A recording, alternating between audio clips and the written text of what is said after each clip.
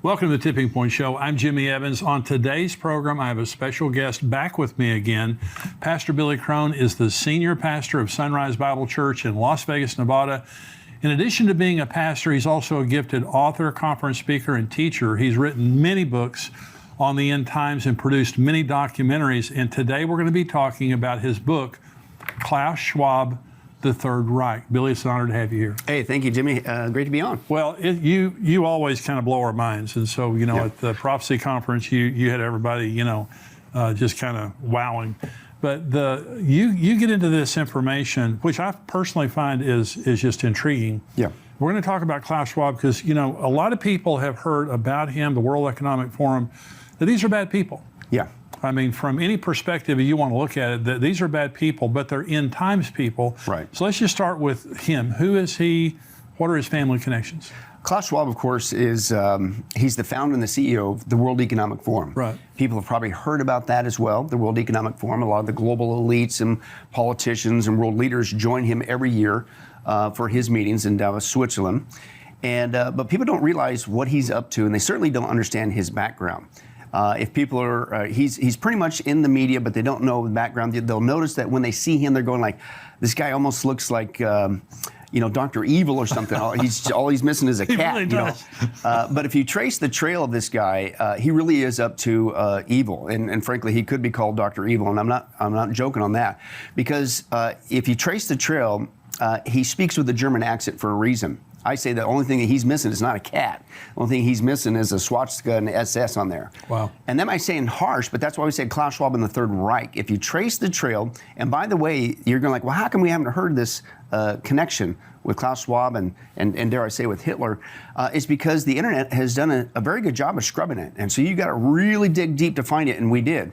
But if you trace the trail, Klaus Schwab was born in Ravensbrück, Germany, and his dad owned a factory there in Ravensbrück and in Germany, and then not only that, that factory helped to make munitions for Hitler. In fact, it was such a quote by the Nazis deemed a great factory that it won awards from the Nazis, like as a model factory. In fact, as a quote model factory for the Nazis.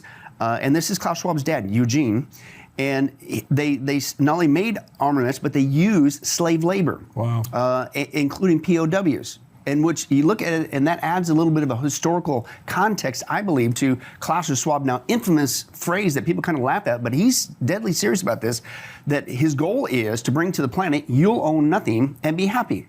Like slave labor. Oh, yeah. And so we trace the trail that it's definitely connected with Hitler. And then what we do is I go, wait a second, okay, so he's got this German accent. I had my suspicions did he really have ties with Hitler, because he's acting like that, like a megalomaniac like Hitler was, and things of that nature. And then I'm going like, well, wait a second, let's reintroduce ourselves into the Third Reich. Let's find out what Hitler was really up to, if he could have pulled it off. He didn't get to pull off his global domination, but what was it like? And Jimmy, it blew me away. I couldn't believe it.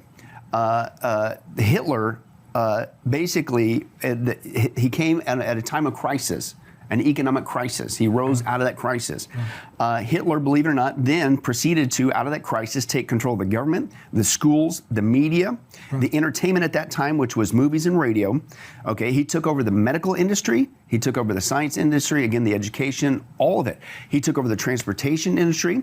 And then he began to promise everybody utopia, a 1,000-year Reich, if you'd let him do this new regime, this new Third Reich. And then he even promised people that he was, believe it or not, this is in print, that he was going to get rid of pollution. He was going to save the animals. He was going to save the tree. They had this Reich Forestry Service, which the animals and the trees, the Germans taking control of, became an excuse to take away private property and things of that nature. He even promised transportation. Reminds me today with the electric car. We're pushing that you got to get an electric car and save the planet. He even pitched that not only with the Autobahn that's still there today to redo the transportation system, but everybody was going to have a car, which back then was a big deal. He called it the people's car. And you know what that is translated in German? Volkswagen. Right. That's where he had Volkswagen. That was the people's car. He promised the world the utopia and all that stuff. He was also influenced by evolution and obviously with the eugenics program. Eugenics means in the Greek, good genes. Right. And so then on top of this utopia, it was also a utopia to create a super race, an Aryan race, a pureblood race. And that's why he started with the Jews. It wasn't just because he was anti-Semitic, he was. But if people do the research, he believed that the Jewish people were close to pure ape. And they were at the bottom of his evolutionary list. Wow. Now, if he would have made it and continued, then he wasn't going to stop at the Jewish people. Most people don't get this. He was going to then go to the black African races, then the Oriental races, and then the Slavics, and on and up until he was left with this pure race, and they would all be a part of this utopia that he was building. That was the Third Reich. It's in print. That's what it is.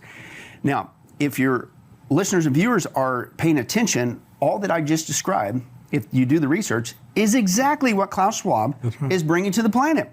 All he did was take the Third Reich and changed it and called it the Fourth Industrial Revolution, or the Great Reset. And what I'm saying, based on the research, you need to call it for what it is. It's the Fourth Reich. This is what this guy is up to, and this is the missing piece that people need to get. Well, these are powerful people that go to Davos, Switzerland every year. The elite, President Biden has gone there every year. He's been one of their keynote speakers. Yeah. So talk about the World Economic Forum. What is the World Economic Forum? The World Economic Forum started in 1971 by Klaus Schwab and his wife Hilda at the time, which, by the way, it's a family adventure taking over the planet because his two kids, Klaus Schwab's Nicole and Olivier, they also work, including his wife Hilda, they all work with bringing the planet, and they all have a goal. They want to institute this by 2030.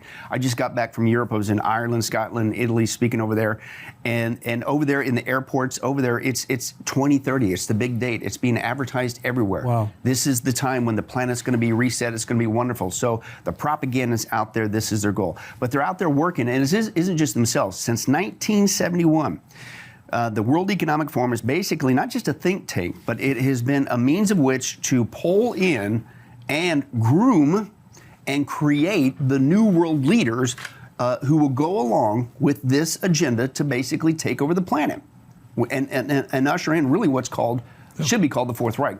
And they have what's called, since then, so you basically got 50 years of educating, grooming new leaders. But if you look at it, and they're not hiding it, you can go to the World Economic Forum's website. Also, they have a YouTube channel. But if you look there, they have the Young Global Leaders. And they even have a searchable database. When it goes there, it pops up. The first thing is you can see this year's candidates, hundreds of them, or just see who also has been on there. And if you just start typing in some names, it will blow you away. Wow. You mentioned Biden. Biden told us that he was working for Klaus Schwab in the World Economic Forum. He's been groomed by them. The reason why we know is because what was the campaign slogan that Biden ran on? Build back better. Yeah. He even mentioned dark winter. You know where those come from? Straight out of Klaus Schwab. Wow. So and then if you look at the interviews with the world leaders, including people like Trudeau in Canada, Macron in France, all over the world, even the latest guy that is the current Prime Minister of England, Sunak, I believe, guess where he's from? The World Economic Forum. Wow. It's all tied together. So Klaus Schwab has taken the World Economic Forum for the last 50 years. He's groomed leaders to go along with his vision, megamaniac, taking over the planet, the Fourth Reich, and now he's got him in positions of power. Okay, and then what he admitted on tape was he took 50 years. He groomed all these guys. They're not hiding it. They're in every major developed country, including our own. And it isn't just Biden, by the way. And it's both sides of the aisle, Democrats and Republicans. And people need to wake up. That's right. We're being lied to. Okay? But they've sold their souls to, dare I say, the devil, Klaus Schwab, in this Fourth Reich. And basically, they got them all in place. And Klaus Schwab admitted, we got everybody in place who's going to do our bidding. We need a trigger. And he said that the COVID-19 crisis was the trigger. Right. He admitted it. And that's why he keeps saying very bluntly, you will not go back to new normal. This is our excuse to put this into play, okay? And it's by 2030, we're going to reset the planet and basically translate it for what it is. They're going to take over the planet. Well, so you talked about this at the conference a little bit. What they have done through the COVID-19 pandemic, which you call a plandemic. Yeah. And so what they have done is basically reorder the world. Mm-hmm. I mean, this is a different world than existed before. Right. And so now, one of the things that, for example, people look at, and what was a big issue in the last election, was the border. is in the open border. The Biden says the border is great and we have people pouring in. They do not believe in sovereignty, in national sovereignty. Right. They want, they're globalist. And what they want to do is, this is I think a part of the format or the agenda of the World Economic Forum. They want to bring America down. Is that correct? Yes. In fact, they're not hiding it. I said, like the one guy said, evil loves to brag. Yeah. And these guys aren't hiding it. Again, I encourage people, go not only to the World Economic Forum, go not only to the Young Global Leaders website and find all the people you want. You're going to be blown away at who's involved and who's been groomed by Klaus Schwab and the World Economic Forum. But they also have a YouTube channel. They got their own YouTube channel. And this event that they call the Great Reset, which is basically taking over the planet, the Fourth Reich, it has its own YouTube channel. And if you go to the Great Reset YouTube channel, it clearly tells you their big planks. Not only, again, the infamous phrase by Klaus Schwab, treating us like prisoners of war, POWs, slave labor, you'll own nothing to be happy, which really what it is they're going to own everything, and no, you're not going to be happy, but that's how they pitch it. But they specifically say, and I'm going like, how is this not a national security issue? And they advertise it for the whole world to see. I'm not making this up. It's not a conspiracy theory, but they literally say this, and America will no longer be a world superpower. That's one of their planks, along with you'll own nothing and be happy and eat less meat and all this other stuff. It's like, wait a second, how come the government's not going like, uh-oh, we got people trying to take down our country? Because the people in our government are part of it, current administration. And I try to provide this point of clarity. It isn't just Biden's making dumb decisions. He is. He's not just making dumb decisions, he's making deliberate decisions to destroy the economy of America specifically, because that's the plank, one of the planks, the 8 planks of the Great Reset. America has to come down. America specifically, even economically, has to come down because we're the dollar reserve. We're the backbone of the world economy. Absolutely. So if you're going to crash the world economy to reset it into a cashless society and a biometric system, which is what they want to do with the Great Reset, you have to take America down, and they're not hiding from it. And so I tell people, listen, Biden is doing this on purpose. We knew that with the slogan, Build Back Better. Yeah. Build Back Better means crush and destroy and rebuild into the Great Reset, the Fourth Reich. But he also told us that from the very first day. What was the first thing he did when Biden got in? He shut off the pipelines. That's right. Now, that's a dumb economic thing to do. Sure did. Why would you do that? Yeah. And it has nothing to do with the environment, knowing that, and then from that day forward, he began to do things that actually harm our economy, and he hasn't stopped. That's why the inflation's gone through the roof. That's why the interest rates have gone up. They're doing it on purpose to destroy. The reason why is because Klaus Schwab, he's got the guys around the world through the World Economic Forum the last 50 years in place. He's basically taken Hitler's Third Reich, reformulated it, repackaged it. It really needs to be called the Fourth Reich. He calls it the Fourth Industrial Revolution, the Great Reset. COVID was the global panic that created the trigger, and that's the point. You need, in order to change the global scene, you need a global crisis. It's the old axiom, right? You create a global crisis, then you can manage the global outcome. Well, and if you trace the trail, which we did, that also came from communism. That's how communism keeps taking over areas. So you create a crisis, you manage the outcome. And so COVID was the trigger to institute this. This is why the last 2 years, and they used COVID, by the way, as an excuse to bring in the mail-in ballots, because there was no way Trump was ever going to lose. No way was he going to lose. So they had to really, they cheated with Hillary too, but I don't think they realized how much Trump was going to squeak by and make it in.